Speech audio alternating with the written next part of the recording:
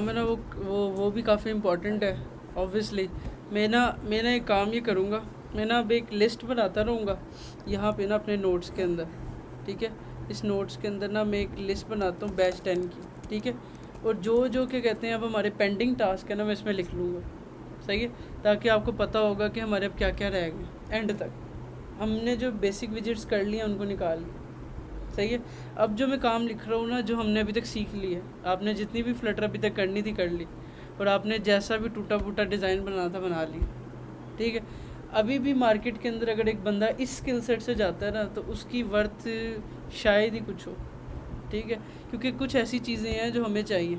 ऐसा नहीं है कि हमने यूज़ यही चीज़ें करनी है, रो कॉलम स्टैक यही चीज़ें यूज़ होंगी, मगर इनको प्रोफेशनल वे में करना। अभी तक हम जो कर रहे हैं ना वो अनप्रोफेशनल वे में कर रहे हैं। जहाँ दिल किया वेरिएबल बनाया, जहाँ दिल किया रो लगा दी, जहाँ दिल किया कॉलम लगा दी, और एक्स्ट्रा जितना कोड करेंगे उतना प्रोडक्शन लेवल पे इशू करेगा। कल आपने जो मीडिया क्यूरी सीखी है ना, समझो वो पहली ऐसी चीज़ थी जो आपको प्रोडक्शन लेवल की ऐप बनाने के लिए चाहिए, क्योंकि उसके थ्रू अब हर कुछ कंट्रोल कर पा रहे हैं, ठीक है। तो हमें अब ऐसे ही कुछ पॉइंट्स हैं जो नोट करने हैं, जैसे कि मैं यहाँ पे बनाता हूँ। एक हमारे पास है कस्टम विजिट। हमने एक चीज़ सीखनी, कस्टम विजिट। ये कस्टम विजिट बहुत ज़्यादा यूज़ होती है। ये कोई विजिट नहीं है फ्लटर की, ये एक तरीका है हमारे कोड को बेहतर करने का, ठीक है। उसके अलावा हमारे पास कस्टम विजिट्स के बाद है बहुत ज़रूरी प्रैक्टिस। हमने समझो custom visit with media query, with row column stack, जितनी विजिट पड़ी है वो सारी मिला के एक प्रोजेक्ट बनाना है। अच्छा, वो प्रोजेक्ट होना चाहिए बहुत अच्छा, उस पर सारों की कस्टम विजिट हो, मीडिया क्यूरी हो, रिस्पॉन्सिव हो, रो कॉलम स्टैक सब कुछ लगाओ, ठीक है। तो हमारे पास उसके बाद एक प्रैक्टिस प्रोजेक्ट हमें चाहिए जो वेरी इंपॉर्टेंट है, ठीक है। जब ये हो गया ना, उसके बाद मेरी और भी लिस्ट में लिखता हूँ। हमें हमने उसके बाद मूव होना है एक स्टेट फुल विजिट्स के ऊपर, जो हम कोशिश करेंगे हम हो जाएं आज ही मूव, ठीक है। आपको मैं थोड़ी सी फंक्शनैलिटी लगा के दिखाऊंगा स्टेटफुल की जो पेंडिंग है। हम स्टेटफुल के ऊपर ज़्यादा काम नहीं करेंगे, थोड़ा काम करेंगे। उसके बाद हम मूव होंगे प्रोवाइडर के ऊपर। प्रोवाइडर क्या है वो हम पढ़ेंगे, प्रोवाइडर के साथ क्या फ़ायदे हैं क्या नुकसान है फ्लटर के अंदर। जब प्रोवाइडर आप करोगे ना, तब समझो आप एंटर होगे किसी ऐसे प्रोजेक्ट्स बनाने के अंदर कि आप इस प्रोजेक्ट को बड़े लेवल पे बना पाओ। मतलब आपकी ऐप के ऊपर हज़ारों यूज़र भी आएंगे ना, तो आपकी ऐप स्टेबल रहेगी, ठीक है। मतलब ऐसी ऐप्स बनाने के लिए आप प्रोवाइडर के बाद एप्लीकेबल हो जाओगे, ठीक है। उसके बाद हमारे पास प्रोवाइडर के बाद कुछ चीज़ें हैं एपीआईज़ जब हम सीखेंगे, हमें फिर लॉगिन करना, साइन अप करना, और डेटा किस तरह से फेच करते हैं, गेट करते हैं, वो सब आ जाएगा, ठीक है। उसके बाद हम हर बैच में मैं ये कहता हूँ हम एट दी एंड फायरबेस करेंगे, अगर आपने जल्दी टाइम पे सब कर लिया। हर बैच वाला लेट करता है। जब ऐप को लॉन्च करते हैं उसके लिए कोई पैसे भरने चाहिए? वो मैं बता देता हूँ। अच्छा, मैं बता देता हूँ, वो मैं बताता हूँ क्या सीन है। अच्छा, इसके अलावा हमारे पास एक चीज़ है फायरबेस। इस टाइम मार्केट में बहुत ज़्यादा यूज़ इतनी नहीं हो रही जितनी एपीआईज़ हो रही हैं, बट फिर भी लोग इसे यूज़ कर रहे हैं काफ़ी। मैं रिकमेंड करता हूँ कि आप सब जल्दी सही टाइम पे काम करो, डिले ज़्यादा ना लाओ। अगर आप अभी से सही काम करते हो ना, डिलेज़ नहीं आते आपकी क्लास में, तो पक्की फायरबेस कवर हो जाएगी। समझो आपका हमारे 10th में से दूसरा बैच होगा जो फायरबेस करेगा। अभी तक कोई भी ऐसा बैच नहीं गया जिसके अंदर मैंने पूरी फायरबेस कराई हो, बिकॉज कोई बंदा अपने टाइम पे कर ही नहीं सका, ठीक है। मतलब कि डिलेज आते थे, कोई बंदे काम ही नहीं कर रहे, ये नहीं कर रहे, वीक ज़ाया हो रहे हैं, ये हो रहे हैं, और इस चक्कर में आपकी एक चीज़ रह जाएगी। मैं अभी से आपको इसलिए बता रहा हूँ कि अगर आप डिले करोगे तो ये चीज़ आपकी मिस हो जाएगी। और मैंने हर बैच के अंदर ये मिस कर दी जस्ट बिकॉज ऑफ इन्हीं रीजंस की वजह से कि बंदे टाइम पे काम ही नहीं कर रहे, सही है। अगर आप सारे टाइम पे उस्मान भाई से सारे रिक्वेस्ट करो, अगर सही काम करोगे तो मैं लिटरली आपको कह रहा हूँ ये बहुत फ़ायदेमंद चीज़ है, ठीक है, ठीक है। ये आपको इंडिपेंडेंट बनाएगी, बहुत अच्छी चीज़ है, ठीक है। और मेरे ख्याल से अगर आप अपनी सीवी में कहीं पे भी इसको मेंशन करते हो तो ये बहुत बड़ा इम्पैक्ट है सही है। अभी हमारे पास रिसेंट जो बैच फ्री हो रहा है वो बड़ी तरले कर रहा है मुझसे कि हमें फायरबेस भी बताओ, बिकॉज हमारे पास टाइम शॉर्ट हो गया, सब कुछ ख़त्म हो गया, तो क्या कहते हैं हम फायरबेस की तरफ मूव नहीं कर पा रहे, ठीक है। मुकद्दस इसकी गवाह ऐसी है, हमने फायरबेस नहीं की ना। देखो रीज़न क्या, टाइम इन्होंने बहुत ज़्यादा लगा दी, ठीक है। तो मैं इसलिए रिपीट कर रहा हूँ कि मैं नहीं चाहता कि मैं ये आपके साथ भी एंड पे करूँ। मैं चाहता हूँ कि आप सारे इतने अच्छा काम कर रहे हो, हर वीक का काम सही कर रहे हो, हर बंदा करो। अगर एक भी बंदे ने लैगिंग की तो मैं रुक जाऊँगा, ठीक है। तो इस वजह से सारे क्या कहते हैं, अपने आप को ज़िम्मेदार समझें और कोशिश करें कि सारों का नुकसान ना हो। ओके अच्छा, इसके अलावा हमारे पास समझो ये मेजर ऐसी चीज़ें हैं जो हमने इम्पॉर्टेंट है करनी है इस अभी तक कोर्स के अंदर। ऐसे ही है कस्टम विजिट जो उनसा है वो आज हमने शुरू करनी है। कस्टम विजिट अगर ये कर लेते हैं तो हमारे पास एक स्टेटफुल की चीज़ भी आ जाएगी, ठीक है। और स्टेटफुल और कस्टम विजिट समझो हमारी ऐसी दो माइनर चीज़ें हैं जो हमने करनी है जल्द से जल्द। उसके बाद हमारी ये प्रोजेक्ट बनाना एक मेजर पार्ट है जो हम आज कोशिश करते हैं सबको साइन कर लें। हर बंदा एक सेपरेट प्रोजेक्ट बनाएगा और उसका वो full project design wise perfect होगा। मतलब इतना परफेक्ट होगा कि आपको मैं ऐप खोल के ओपन करके देखूँगा। जैसे मान लो हम चूज़ करते हैं उस्मान भाई के लिए फूड पांडा। अब फूड पांडा ऐप जो उनसी है वो उस्मान भाई उसको पूरे देख के बनाएंगे, पूरा का पूरा design, like home page, login page, sign up page, ये पेज, वो पेज, हर पेज बनाएंगे। उसकी एक टाइमलाइन होगी, लेट से 2 हफ्ते की, 3 हफ्ते की, आप उसमें उसको बना रहे हो, ठीक है। मैं जो काम है वो कम कर दूंगा इस सेंस से, और प्रोजेक्ट के ऊपर आपको अपडेट देनी पड़ेगी, ठीक है। अब हर बंदा एक डिफरेंट ऐप बना रहा होगा, ठीक है, या हर 2 बंदे एक जैसी एक ऐप बना रहे होंगे, ज़्यादा से ज़्यादा ये होगा। वो जो ऐप होगी ना वो मेक श्योर करती होगी किस किस के ऊपर। मैं आपको दिखाता हूँ, आपकी जो प्रैक्टिस ऐप है ना वो, उसके अंदर कुछ चीज़ें होंगी, उसमें कस्टम विजिट ज़रूर होगी, कस्टम विजिट्स होंगी। उसके बाद उसके अंदर क्या होगा, नेविगेशंस होंगी कि एक स्क्रीन दूसरी स्क्रीन से लिंक हुई होगी नेविगेशन की मदद से। वो 100% रिस्पॉन्सिव होगी, वो रिस्पॉन्सिव होगी एक डिज़ाइन 100%। आप इसको वेबसाइट पे खोल लो, मोबाइल पे खोल लो, टैबलेट पे खोल लो, वो चलेगी, ठीक है। ये काम जो उनसे है ना, ये हमने एट द एंड इसके अंदर करना है प्रैक्टिस प्रोजेक्ट के अंदर, ठीक है। ओके सही है। उसके बाद हम प्रोवाइडर सीखेंगे। प्रोवाइडर के बाद हम सीखेंगे shared preferences. Okay, shared preferences, shared preferences के क्या फ़ायदे होंगे वो देखेंगे। उसके अलावा हम ना कुछ पैकेजेस सीखेंगे, पैकेजेस फ्लटर में कैसे यूज़ करते हो, ठीक है। उसके बाद हम कुछ एनिमेशन सीखेंगे। मेरा प्लान है कि इस बैच के अंदर हम कुछ एनिमेशंस पे ज़्यादा काम करें, ठीक है।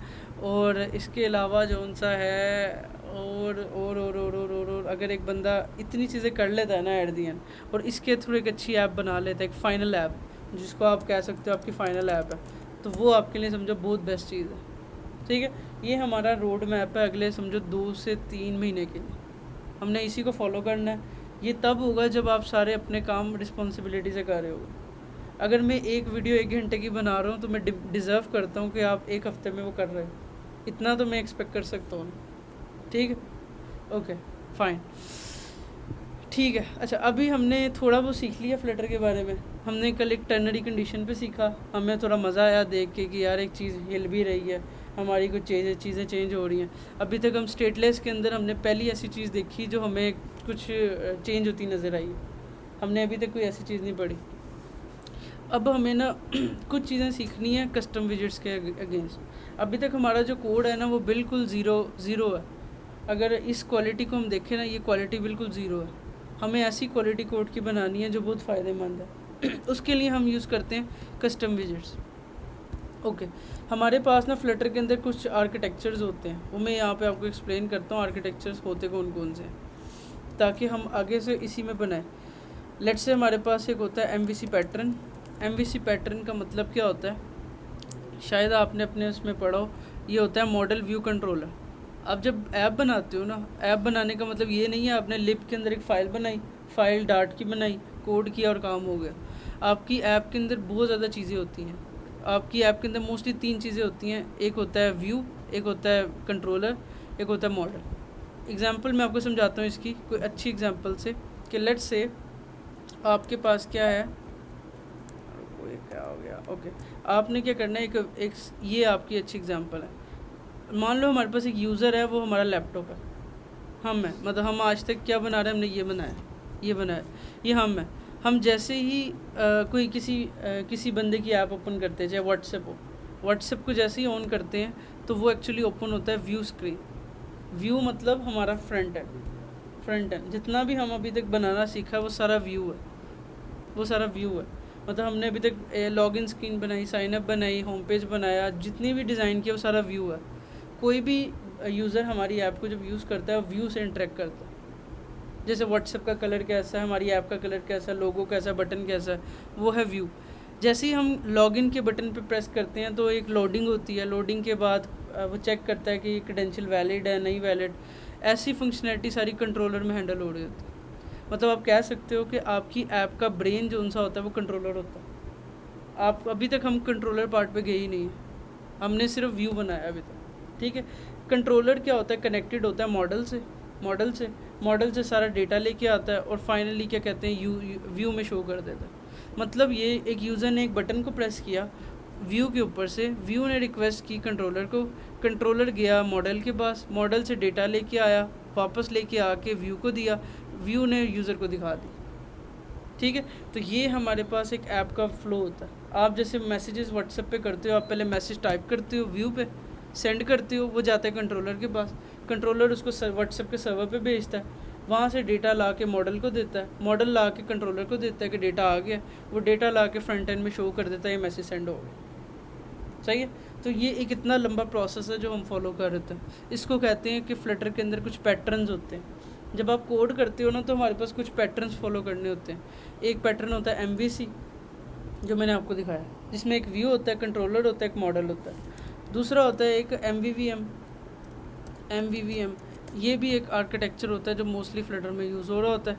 इसके अंदर क्या होता है, आपके पास एक व्यू होता है, व्यू के बाद आपके पास जो कंट्रोलर होता है ना उसका नाम होता है व्यू मॉडल। जैसे अगर मैं आपको स्टैंड बताऊँ, M का मतलब है मॉडल, V का मतलब है व्यू और VM का मतलब है व्यू मॉडल, सही है। इसमें आपका जो कंट्रोलर होता है वो लुक लाइक का क्या होता है, आपका व्यू मॉडल। इसमें कुछ एक्स्ट्रा लेयर्स होती हैं सिक्योरिटी की और सारी चीज़ें होती हैं, बट ये भी एक आर्किटेक्चर है जो हम यूज़ करते हैं, सही है। इसके अलावा हमारे पास और भी बड़े आर्किटेक्चर्स हैं, ब्लॉक के आर्किटेक्चर हैं और भी मल्टीपल आर्किटेक्चर हैं, बट अभी हम सबसे सिंपल, वेरी सिंपल सीख रहे हैं। वो कौन सा, MVC सबसे सिंपल है। और समझो हर बैच के अंदर मैं सबसे पहले इसलिए बताता हूँ क्योंकि इस आर्किटेक्चर को सीखने के बाद ही आप अगले पे मूव हो सकते हो। ओके, बहुत सिंपल है। अगर मैं अभी इधर से समझाऊँ ना, आपने करना ये है, अपना प्रोजेक्ट ओपन किया, लिप के फोल्डर के अंदर जाके आपने एक और फोल्डर बनाया, उसका नाम रख दिया व्यू।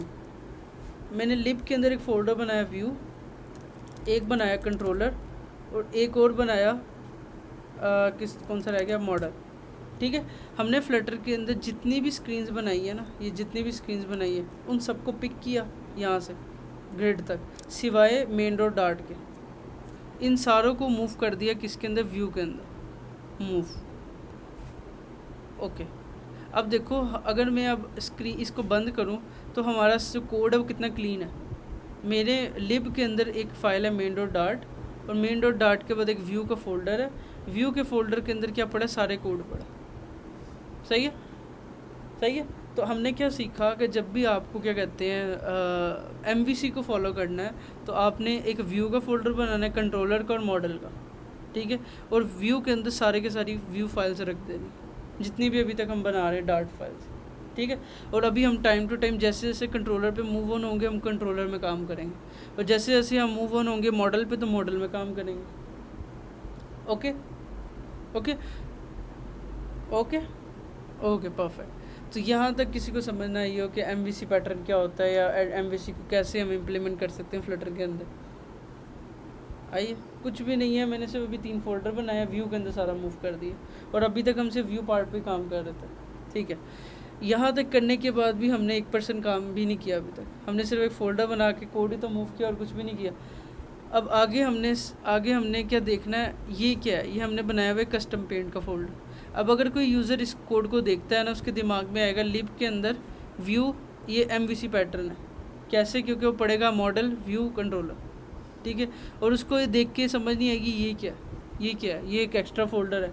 तो इसका आंसर ये है कि आप ये जो MVC पैटर्न होता है, आपको इसके लिए सिर्फ 3 फोल्डर्स बनाने होते हैं। इनके रीनेम भी कुछ हो सकते हैं। समटाइम कुछ लोग व्यू का नाम स्क्रीन रखते हैं, मैंने ऐसा भी देखा है कि कुछ लोग व्यू नहीं लिखते, कुछ लिखते हैं स्क्रीन। तो अगर आपको कहीं पे स्क्रीन देखने को वर्ड मिले तो आप समझ सकते हो कि भाई ये भी MVC पैटर्न पे ही चल रहा है, ठीक है। और कोई लोग क्या कहते हैं, कंट्रोलर का नाम प्रोवाइडर भी रख रहे होते हैं, तो अगर ऐसा देखने को मिले तब भी आप कह सकते हो कि ये MVC ही है, ठीक है, मतलब एक सेकंड नेम्स यूज़ हो सकते हैं। तो मैं MVC को ही फॉलो करता हूँ, व्यू ही नाम रखता हूँ, ठीक है, ओके। उसके बाद कुछ एक्स्ट्रा फ़ोल्डर्स होते हैं हमारे प्रोजेक्ट के अंदर, जैसे कि यूटिल्स का एक फ़ोल्डर होता है। यूटिल्स का फ़ोल्डर क्या होता है, ये MVC पैटर्न या किसी पैटर्न का पार्ट नहीं है। यूटिल्स का मतलब होता है कुछ ऐसे फ़ोल्डर्स जो आपके कॉमन फ़ोल्डर्स होते हैं। जैसे आप किसी यूटिलिटी स्टोर्स पे जाते हो, वहाँ पे यूटिलिटी का मतलब होता है ऐसी चीज़ें जो कॉमन चीज़ें। यूटिलिटी स्टोर हम क्यों कहते हैं, यूटिलिटी स्टोर इसलिए कहते हैं वहाँ पे बेसिक सारी ज़रूरतें पड़ी होती हैं। यूटिलिटी का मतलब होता है एक ऐसी जगह जहाँ पे बेसिक नेसेसरीज अवेलेबल है, देख रहे हो ना। तो सेम एज इट इज़ हमने एक यूटिल्स का फोल्डर बनाया है, ये इंस्पायर्ड उसी यूटिलिटी से है। इसका मतलब ये है इसके अंदर कुछ ऐसी फाइल्स फोल्डर्स होंगे जो हम क्या कहते हैं मोस्टली कॉमनली यूज़ कर रहे होते हैं, ओके ओके। ये चाहे आप MVC में काम करो, MVVM में करो, कहीं पे भी काम करो, मोस्टली आपको देखने को मिलेगा। क्यों? क्योंकि आपकी कुछ फाइल्स यहाँ पे होंगी, ओके। यहाँ तक हो गया, ओके फाइन, ओके। अब मैं इसको बेहतर करना शुरू करता हूँ कोड को। सबसे पहले मैं यूटिल्स के अंदर जाता हूँ, एक फ़ाइल बनाता हूँ, उस फाइल का नाम रख देता हूँ कॉन्स्टेंट्स डॉट डार्ट, या फिर आप इसका नाम कलर्स डॉट डार्ट या थीम डॉट डार्ट या कुछ भी रख सकते हो। मोस्टली कॉन्स्टेंट्स डॉट डार्ट नाम होता है, ठीक है। वो क्यों होता है? क्योंकि इसके अंदर आपके जितने भी कलर्स हैं वो सारे रखे होते हैं। वो हमने सबसे पहले हमारे कोड के अंदर गड़बड़ किया है कि हमारे सारे कोड हमने लिए हुए हैं कलर्स डॉट करके। अब कल को क्लाइंट आता है, वो कहता है कि मेरी पूरी ऐप का कलर रेड की जगह ऑरेंज कर दो, तो आपने जहाँ जहाँ पे कलर्स डॉट ऑरेंज लिखा है, आपको वहाँ जा के चेंज करना है कलर्स डॉट ये। तो ऐसे हेक्टिक बड़ी मुश्किल होती है। लिटरली एक दफ़ा हमने एक प्रोजेक्ट बनाया, उसके अंदर 1000 फाइलें थी मान लो, उस पर हमने सारा पूरी ऐप पे कलर लगाया, सब कुछ किया। क्लाइंट ने सिर्फ कहा कि ठीक है सब कुछ ओके, सिर्फ ये वाला कलर ये कर दो। हर फाइल में जाके, हर लाइन में जाके वो कलर चेंज करना एक बहुत बड़ी जिम्मेदारी है। देखने को तो बड़ा आसान लगता है, जैसे मान लो व्हाट्सएप है, व्हाट्सएप आज डिसाइड कर ले कि मेरा व्हाट्सएप ग्रीन की जगह रेड होगा, ठीक है। तो अब क्या होगा कि उसको सारी जगह पे जाके तो नहीं वो चेंज करेगा, उसका एक कलर, 2 कलर, 3 कलर, 1000 जगहों पे ग्रीन कलर यूज़ हो रहा है। तो इसका एक सोल्यूशन होता है, आप क्या करते हो, एक फ़ाइल बनाते हो, उसमें सारे कलर रख लेते हो एक ही फ़ाइल। जैसे मैंने यहाँ पे एक फ़ाइल बनाई यूटिल्स के अंदर जिसका नाम रखा है कॉन्स्टेंट्स, और इसमें एक मैं क्लास बनाता हूँ। ये क्लास को स्टेटफुल क्लास नहीं, एक सिंपल क्लास है, उसका नाम है कॉन्स्टेंट्स, ठीक है। इसके अंदर जाके मैं वो सारे कलर लिख दूँगा, लेट्स से वार रेड, या let's say red colour, red is equal colours dot red example, ये ठीक है। और इसको इंपोर्ट कर लिया मटीरियल डॉट डार्ट ऊपर। ये एक सिंपल क्लास है, कोई स्टेटफुल नहीं है। इसका नाम भी क्या रखा मैंने, कॉन्स्टेंट्स। क्यों रखा है? क्योंकि मैंने फ़ाइल का नाम कॉन्स्टेंट रखा है। अगर आप माई कलर रखते, थीम रखते, कुछ रखते, तो उसका नाम भी वही रख लेते, सही है। कॉन्स्टेंट्स का नाम रखा, उसके अंदर एक कलर बनाया, कलर कौन सा था, रेड कलर, उसका नाम रख दिया रेड, और शुरू में वार लिख दिया वेरिएबल बनाने के लिए। अब आपके 1000 कलर होंगे, आपने सारे ऐसे ही डिफ़ाइन करने, ठीक है। जितने आपके कलर होंगे ऐप के अंदर वो सारे यहाँ पे रखना। किसी बंदे ने भी हार्ड कोडेड कलर नहीं यूज़ करना, कलर्स डॉट कहीं यूज़ नहीं करना। जब कलर यूज़ करना है आपने लिखना है कॉन्स्टेंट यूज़ करना है, ठीक है। तो इसलिए इस क्लास का नाम बहुत इंपॉर्टेंट है उसके लिए। यस, जैसे एक ऐप के अंदर, एक पेज के अंदर दूसरी जगह आप जैसे कहीं डार्क इस्तेमाल होता है, कहीं लाइट कलर इस्तेमाल होता है, तो फिर मुश्किल होती है। हमने तुम अभी भी तो कलर दे रहे हो, कलर्स डॉट दे के दे रहे हो ना, कलर्स डॉट। तो उसकी जगह अगर तुम एक फ़ाइल से यूज़ करो, इसका फ़ायदा मेन पता है क्या है? अगर तुम्हें एक पॉइंट पे डिसाइड करते हो मैंने पूरी ऐप का थीम चेंज करना है, तो आप इधर से चेंज कर लो। मतलब क्लाइंट आता है, वो कहता है रेड कलर ना बहुत ज़्यादा डार्क लग रहा है, इसको लाइट कर दो पूरी ऐप में। अब सोचो तुमने रेड कलर 1000 जगह पे यूज़ किया, 10 जगह पे यूज़ किया, अब सब के आगे डॉट शेड 10 लिखना, 20 लिखना, दिखता तो आसान ही है, बट ढूंढ के करना बड़ा मुश्किल काम है। सर कहीं हमने अगर कलर स्टोर से नहीं कलर रिप्रेजेंट किया तो और कैसे कलर दो? सब अगर हमें कोई कलर कॉपी करना है, ओके, वो कलर कोई भी हो, वो कलर हेक्सा फॉर्म में हो, वो कलर क्या कहते हैं कोई RGB फॉर्म में हो, वो चाहे क्या कहते हैं कोई कलर्स की फाइल से हो, सारे कलर इधर ही हो और एक वेरिएबल के अगेंस्ट हो, वो हम साथ साथ इधर जो है इधर ऐड करेंगे, ऐड करेंगे। पहले इधर फिर उधर, फिर वो पहले बाद इधर में फिर उधर। मीडिया की वजह से चेंज करेंगे। मीडिया क्यूटी से करना है, कहीं से भी करना है, इधर से ही इधर से आने इसके चाहिए कलर भी लग जाएंगे। कि हर जगह के कलर, हर जगह बॉर्डर तक इधर से देना। मतलब कलर्स डॉट आपका अगर कोई बंदा प्रोजेक्ट में सर्च करे कलर्स डॉट, तो कलर सिर्फ कांस्टेंट की फाइल से आना चाहिए, ठीक है। हर कलर आपका border, text, image, what ever colour वो इधर होगा। मैं कुछ कॉमन कलर इधर बनाता हूँ। लेट्स से मैं इधर एक ग्रीन कलर बनाता हूँ, ग्रीन। हम इसको नेम कुछ भी दे सकते हैं, अगर किसी मतलब ये वेरिएबल का नाम हम कुछ भी दे सकते हैं, जैसे कि स्क्रीन पे है तो स्क्रीन का नेम और साथ आएगा। बिल्कुल। अभी मैं आपको लगा के दिखाता हूँ कुछ और वेरिएबल्स भी। जैसे ये ग्रीन है, मैंने इसका नाम ग्रीन दे दिया जस्ट फॉर अंडरस्टैंडिंग। वाइट दे दिया, बिल्कुल सही कह रही हूँ, सही कह रही हूँ। उसके बाद क्या कहते हैं, डी, उसके बाद पिंक दे दिया। लेट्स ये मैंने कुछ बेसिक कलर्स डिफाइन कर दिए। सही है। येलो, ठीक है। वो कह रहा पहले से सेम नेम का वेरिएबल नहीं होना चाहिए ना। अगर आपने एक वेरिएबल बना दिया रेड, तो दोबारा रेड तो नहीं होगा ना, ठीक है। ओके, यहाँ तक हो गया, यहाँ तक हो गई। अच्छा, अब मैं जो कल जो हमने बनाया है ना, सबसे पहले मैं क्या करता हूँ, उन्हीं के अंदर कलर्स अप्लाई करके दिखाता हूँ। ये जो हमने कल बनाया, ओके। यहाँ पे मैं जाता हूँ, ये हमारी फ़ाइल थी होम स्क्रीन। इसके अंदर सबसे टॉप पे जाता हूँ, नीचे जाता हूँ, मुझे सबसे पहले देखने को मिलता है कलर्स येलो डॉट शेड, ये वट, ठीक है। अब मुझे क्या करना है, ये कलर चाहिए उसके अंदर। मैं इधर से पहले कॉपी कर लूँगा, अपनी कलर्स फाइल में जाऊँगा, राइट क्लिक किया, इधर से मैंने क्लोज अदर किया, और इधर से मैंने कॉन्स्टेंट्स को खोल लिया, और मैं यहाँ पे जाके वार येलो लाइट, इसका नाम देखो मैंने अच्छा रख दिया, येलो लाइट, ये रख दिया, ठीक है। अब कल को मुझे कहीं पे येलो यूज़ करना है, मुझे पता है लाइट येलो। कल को क्लाइंट कहता है कि लाइट येलो को थोड़ा डार्क कर दो, आपको पता है आपने सिर्फ कॉन्स्टेंट्स में जाके 100 से 200 करना है बस। हाँ।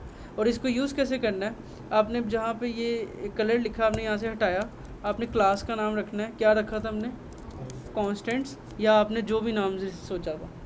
मोस्टली कॉन्स्टेंट्स होता है, माई कलर होता है, आपने इसको इंपोर्ट कर लिया, ये इंपोर्ट हो गई।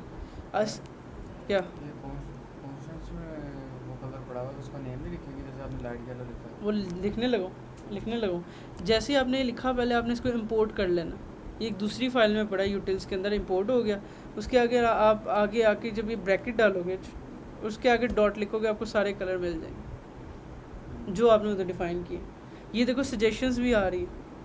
कल को जब ऐप बना रहा होता है बंदा, उसको पता है मैंने रेड यूज़ करना है, रेड के पीछे हो सकता है रेड डार्क है, लाइट है, कौन सा है हमें तो नहीं पता ना। ऐप के अंदर एक ही रेड रह रहा है, तो आपको देखो इधर पता चल गया, आपने इधर लिखा येलो लाइट, और ये काम हो गया। सही है, बिल्कुल परफेक्ट। इसी तरह से अब हमने जहाँ जहाँ पे भी कलर डिफाइन किए हैं, कलर्स आपने सारे कलर वन टाइम इधर ऐड कर लिए, क्योंकि एक ऐप के अंदर तकरीबन 10 से ज़्यादा कलर तो नहीं होंगे। जितनी ज़्यादा कलर होते हैं उतनी बुरी ऐप दिखती है, कम कलर होते हैं। अगर कहीं दो जगह कलर हो और एक जगह हमने चेंज कर दिया, दूसरी जगह नहीं किया, एरर आ जाएगा। दो जगह पे हो और एक जगह पे कलर्स ही रहने दो।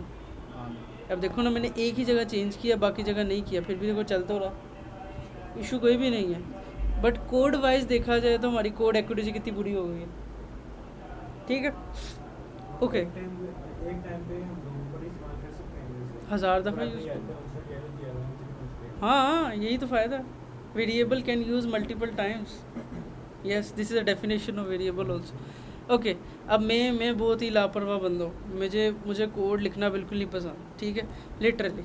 तो मैं अपने आप को मुझे इससे भी तकलीफ़ है, ये 2 ब्रैकेटें क्यों डालूँ, मुझे चाहिए, मैं भूल गया, मैं चाहता हूँ कांस्टेंट डॉट लिखूँ, मुझे आनी चाहिए सजेशन। हर किसी के माइंड में होता है, मेरे माइंड में तो ये है, मैं ये 2 ब्रैकेटें भी क्यों एक्स्ट्रा डालूँ। जैसे हम जब कलर्स डॉट लिखते हैं, हम कलर्स ब्रैकेट डॉट तो नहीं लगाते, कलर्स डॉट लिखते हैं, देखो आ जाता है। तो मैं चाहता हूँ, मुझे भी ऐसी पावर चाहिए, मैं कांस्टेंट डॉट लिखूँ, मेरे पास भी पावर हो। उस पावर के लिए हमें एक काम करना पड़ेगा। आपने जहाँ पे भी वेरिएबल्स बनाए हैं, सबसे पहले आपने उनको स्टैटिक करना, उसको कॉन्स्ट कर देना, ठीक है। अब यहाँ पे ये स्टेप बहुत इंपॉर्टेंट है, आपको समझना बहुत ज़रूरी है। What is purpose of static, static का पर्पज़ क्या है। स्टैटिक का मतलब होता है, स्टैटिक बेसिकली एक ऑब्जेक्ट ओरिएंटेड लैंग्वेज की पढ़ी है आपकी बाजी ने, उन्होंने स्टैटिक बताया हुआ है। अच्छा, तो बेसिकली एक जब भी ऊप का कंसेप्ट हम पढ़ते हैं ना, तो उसमें क्लास का कंसेप्ट होता है। क्लास क्या होती है? What is class? है ना, व्हाट इज़ क्लास?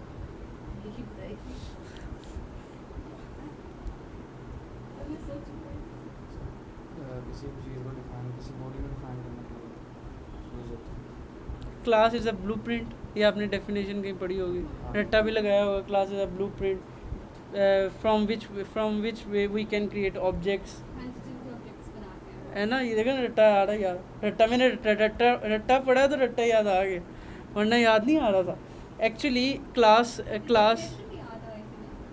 चलो एक एक्सप्लेनेशन भी कर दो फिर यार। एट दी एंड कुछ भी नहीं है तुम्हारी टीचर के पास, मैं तुम्हें सही कह रहा हूँ। तुम्हारा भी यही हाल होना 10 साल बाद, मैं तुम्हें लिख के दे रहा हूँ, ठीक है। ओके, सही है। अब देखो, अब मैं कहाँ था, ये क्या खुल गया है, डिस्कार्ड। Okay done. अच्छा, तो मैं आपको तो छोटी सी डेफिनेशन में एक्सप्लेन करता हूँ फॉर नाउ, क्योंकि अभी हम इधर ऊप सीखने नहीं बैठे, ठीक है। ऊप सीखने का एक टाइम होता है, मैं आपको कुछ ना कुछ डांट, नहीं बहुत फ़ायदा है। अगर आप ऊप नहीं सीखते तो आपको एक टाइम पर डांट में सीखनी पड़ेगी, ठीक है।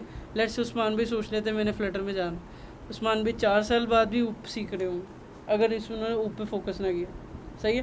तो ये एक बहुत इंपॉर्टेंट कंसेप्ट है, बट अभी के लिए मैं आपको सिर्फ जस्ट फॉर टॉपिक क्लोज करने के लिए बताता हूँ। ऑब्जेक्ट ओरिएंटेड प्रोग्रामिंग लैंग्वेज, ठीक है। अच्छा, मैं आपको एंड पे इसके बारे में थोड़ा इंट्रो देता हूँ, चलो ठीक है, सही है। आपने क्लास बना ली। अब देखो, सिंपल डेफिनेशन है कि जब भी आप किसी वेरिएबल से पहले स्टैटिक का वर्ड यूज़ कर लेते हो, स्टैटिक का कीवर्ड, ठीक है, और उसके आगे आप चाहे वार यूज़ कर रहे हो। अब ये कॉन्स्ट क्या है, वार क्या है, इसके बीच में डिफरेंस बताता हूँ आपको, ठीक है। अब आपने एक स्टैटिक का वर्ड एक्स्ट्रा यूज़ किया। स्टैटिक का मतलब ये है कि जब भी आप, इसको मैं भी कहीं रोकता हूँ, जब भी आप किसी भी क्लास के अंदर स्टैटिक का वर्ड उस वेरिएबल या फंक्शन से पहले यूज़ कर लेते हो, तो आपको जब आप उसे यूज़ करते हो ना, तो आपको ब्रैकेट्स नहीं डालने पड़ते। लाइक इन शॉर्ट, अगर आपको मैं सिंपल बताऊँ, मेरा अभी क्वेश्चन क्या था, मुझे ये ब्रैकेट से तकलीफ़ हो रही थी, तो अगर मैं इस ब्रैकेट्स को मुझे इस ब्रैकेट्स को हटाना है। देखो, तुमने वन टाइम एक फ़ाइल बना ली, 10 कलर 1000 कलर डिफ़ाइन कर दिए, अब बार बार तो नहीं है चेंज करोगे इधर आगे, आपने हर दफ़ा यूज़ करना है इसको, कॉन्स्टेंट्स डॉट, जैसे कलर्स डॉट लिख रहे थे। अगर किसी बंदे को कॉन्स्टेंट लिखने से भी इशू हो रहा है, भाई वो अपने लिए उस क्लास का नाम ही सी रख दे, सी। कलर्स फिर भी लिखने में तकलीफ़ हो रही थी, बंदा क्या करे, सी डॉट, बट एक यूज़र इंटरफेस वाइज यूज़र के लिए बुरी है। अब एक दूसरा डेवलपर आ जाता है उस्मान भाई जैसा, वो आके देखता है कि भाईजान सी क्या है, वो देखेगा क्या लाइए मेरे जैसी डेवलपर था। तो इस वजह से हमने ऐसा डेवलपर नहीं बनना, हमने अच्छा डेवलपर बनना है। हमने ऐसे वर्ड्स यूज़ करने जो मीनिंगफुल हो। अब एक अगर मैं सवाल पूछूँ उस्मान भाई से, मैं इधर कलर्स लिख सकता था? नहीं लिख सकता था, ठीक है। वो इसलिए क्योंकि कलर्स पहले एक फ़ाइल है। देखो, मैंने जैसे कलर्स लिखा, हर जगह एरर आ गया कि भाई वो कह रहा है ये फ्लटर ने पहले ही ले लिया नाम, जैसे होता है ना, नाम रिजर्व हो जाते हैं, ये पहले ही स्पेशल वर्ड्स हैं। इनको आपकी टीचर ने बताया होगा, स्पेशल कीवर्ड्स, रिजर्व वर्ड्स होते हैं, मतलब कुछ ऐसे वर्ड्स हैं जो पहले से ही रिजर्व है। कर सकते हो आप इधर कलर लिख दो तब भी चलेगा। स्मॉल लेटर से लिखना तभी लिखा जाएगा। Class name must start with capital letter, पढ़ा था ना रटन? ओके, ओके, है ना, ये यार नहीं, हम वो नहीं पढ़ रहे, हम अमेरिकन इंग्लिश में, ब्रिटिश यार। अब फ्लटर ने कलर इससे लिखा, अब तुम भी अब कलर लिखो, तुम उसी में लिखो कि तुम दूसरे कलर चैनल वाले कलर्स में चले जाओ। ठीक है, वट एवर, आपकी अपनी मर्ज़ी है, बट मैं इस रिज़र्व वर्ड से बचने के लिए हमेशा रिकमेंड करता हूँ आप ऐसे वर्ड यूज़ करो जो मीनिंगफुल हो। कॉन्स्टेंट एक अच्छा वर्ड है जो मैं मोस्टली प्रोजेक्ट्स में देख रहा होता हूँ, सही है। लोग इसको ज़्यादा प्रेफर कर रहे हैं, तो हमने कहा कि ठीक है, हम अब अपनी नई चीज़ तो नहीं, कलर लिख लो, कलर्स पहले ही रिजर्व है, ठीक है, तुम लिख लेना। Okay fine. इसके बाद अब मैंने बताया आपने सबसे पहले क्या करना है सबसे पहले क्या करना है, हर अब जैसे ये वार लिखा है, ये भी वार वार वार, मैंने हर वार से पहले एक वर्ड ऐड कर दिया स्टैटिक का। इस्तेमाल किया इसका कि जब हम इस कलर को यूज़ करेंगे तो हमें डायरेक्ट क्लास के नेम से वेरिएबल एक्सेस हो जाएगा, डायरेक्ट क्लास के नेम से वेरिएबल एक्सेस हो जाएगा। और ये मेमोरी में वन टाइम मेमोरी के अंदर वन टाइम मेमोरी एलोकेट करेगा, हर दफ़ा मेमोरी एलोकेट नहीं करेगा। अगर जिसने ऊप पढ़ी हो उसको पता होगा कि जब ऑब्जेक्ट क्रिएट होता है तब मेमोरी एलोकेट होती है रैम के ऊपर, इसके अंदर आपकी वन टाइम मेमोरी एलोकेट हो जाती है, आपको बार बार ऑब्जेक्ट नहीं बनाने पड़ते। सही है। But for now in simple आपने स्टैटिक वर्ड यूज़ कर लिया, शुरू में क्लास का नेम डॉट लगा के एक्सेस कर लो, ठीक है। अब दूसरा वर्ड ये है कि कॉन्स्ट और वार में क्या डिफरेंस है। वार का तो हमें पता है कि वार का मतलब होता है कि हम किसी भी वेरिएबल का जिसमें टाइप क्लियर ना हो हम वार यूज़ कर लेते हैं, बट ये वेरिएबल किसी भी पॉइंट पे चेंज हो सकता है। अब मान लो कोई हैकर आ गया हमारी ऐप के अंदर, हैकर आ गया, उसने ये भी कोड रीड कर लिया कि उस्मान भाई ने एक ऐप बनाई है जिसके अंदर एक क्लास है कॉन्स्टेंट्स की, उसके अंदर कलर्स पड़े। अब वो एज अ हैकर है, वो कॉन्स्टेंट्स के अंदर रेड कलर को इक्वल कर देता है नए कलर के, जैसे वैल्यू असाइन कर देता है न्यू, तो पूरी ऐप में रेड कलर की जगह वो कलर हो जाएगा जो सोच रहा है। तो हम नहीं चाहते कि किसी भी पॉइंट पे कोई बंदा हमारी ऐप के कलर इस फाइल के अलावा चेंज करे। तो इसके लिए हम यहाँ पे कॉन्स्ट का कीवर्ड यूज़ करते हैं। कॉन्स्ट का मतलब है कि दुनिया की कोई ताकत इसको रेड नहीं चेंज करेगी जब तक हम खुद नहीं करेंगे, जब तक हम आके इधर रेड की जगह ग्रीन ना लिख लें, ठीक है। कांस्टेंट का मतलब होता है ऐसे कांस्टेंट जिस भी वेरिएबल से पहले आ जाए, जैसे वार की जगह पे अगर हम कॉन्स्ट लिख दें, इसका मतलब जो भी इसको वैल्यू असाइन हो गई है ये अब यही रहेगी, ये रन टाइम पे, कंपाइल टाइम पे, हर टाइम पे एक ही रहेगी। ओके, तो हम कॉन्स्ट का लिखने का पर्पज़ ये है कि हम नहीं चाहते कि हमारे अब हमारे जो उनसे है ना हमें बार बार ये सब लिखना पड़े, ठीक है। अब दूसरी चीज़ ये है कि जो लाइट, जब हम ये कॉन्स्ट यूज़ करते हैं ना, तो वो कह रहा है कॉन्स्ट जो उनसा है ना वो शेड को सपोर्ट नहीं करता। अगर आपने शेड वेड यूज़ करना है तो वो कहता है कि आप ये इस तरह नहीं दे सकते। अगर आपको कोई कॉन्स्ट यूज़ किया है तो आप डिफ़ाइन करो कौन सा कलर, क्योंकि कॉन्स्ट का मतलब है वन टाइम एक कलर दे दो, और शेड का मतलब है शेड ऊपर नीचे हो जाए, कुछ हो जाए।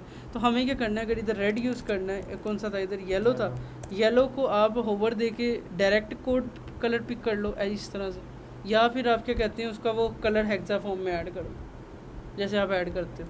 जैसे मैंने लास्ट टाइम आपको करके दिखाता हूँ, आप इधर क्या लिखोगे, कलर और उसके आगे इस तरह से 0xff और उसके आगे आप अपना जैसे 00000 वाइट कलर, वाइट है कि ब्लैक, डन, यस सही है। तो मतलब आप इस तरह से अपनी हेक्सा फॉर्म ऐड कर दो, ठीक है।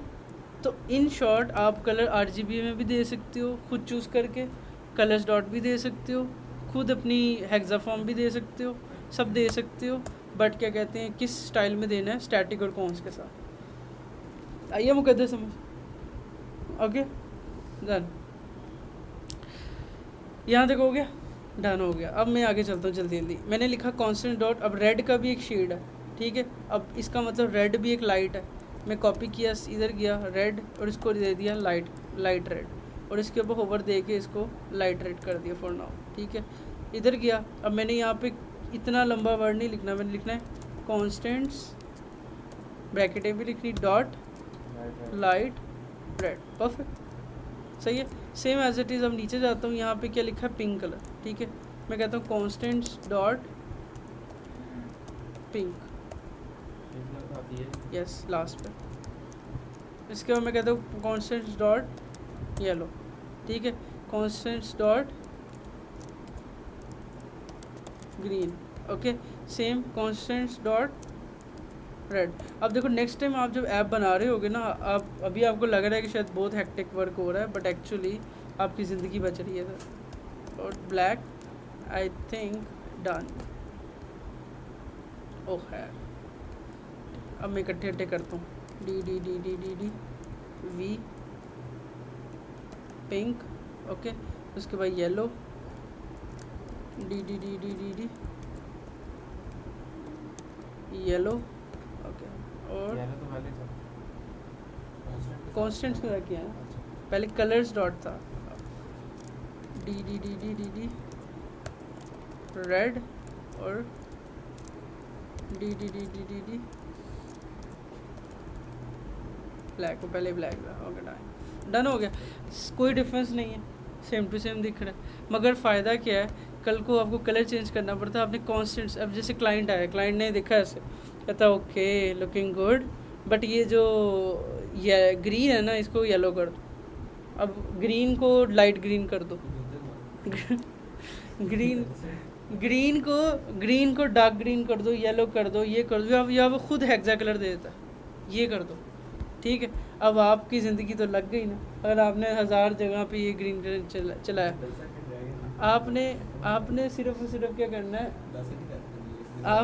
आपने सिर्फ क्या करना है, आपने क्या करना है, कलर्स में जाना है, कॉन्सेप्ट्स में जाके इस ग्रीन को हेक्सा देना है, डार्क करना है, लाइट करना है, यहाँ से किया, सेव किया, एंड ओ मैंने यूज़ ही नहीं किया गया, इधर कौन सा ग्रीन है तो रह गया, ये ग्रीन बच गया, कॉन्स्टेंट्स डॉट ग्रीन। अब इस ग्रीन के पीछे कौन सा ग्रीन है हमें पता, ठीक है। अब कितनी ज़िंदगी आसान हो गई हमारी देखा जाए तो, सही है। तो ये फ़ायदा है एट दी एंड एक कॉन्स्टेंट फाइल बनाने का, कि जिसके थ्रू हम क्या कर सकते हैं, कलर्स को इस तरह से स्पेसिफाई कर सकते हैं। आइए क्या है ये समझ, इसका क्या फ़ायदा,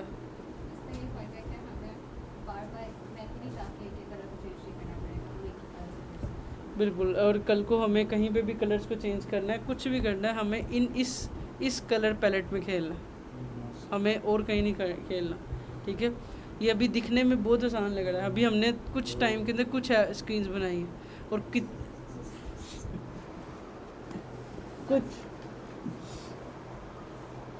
कुछ